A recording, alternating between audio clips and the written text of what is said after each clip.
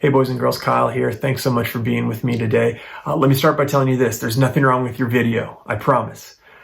You see, as we live our lives, as we go out into the world, we realize something, that there's darkness in it, that there's pain, and that there's suffering, and that there's hurt, and there's sadness, and there's anger. There's all of these different things that makes our world feel a little dark at times.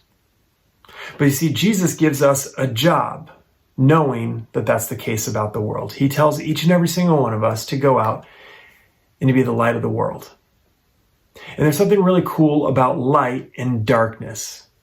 You see, I'm in a big room with no lights on, and I have just one small flashlight, but guess what? That light breaks right through the darkness.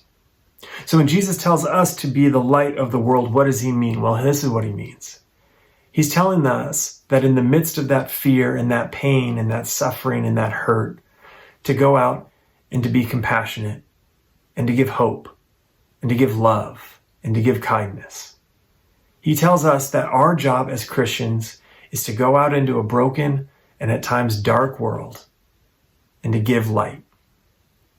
And there's going to come a time, boys and girls, where it feels like the darkness is just too much for our small light to handle.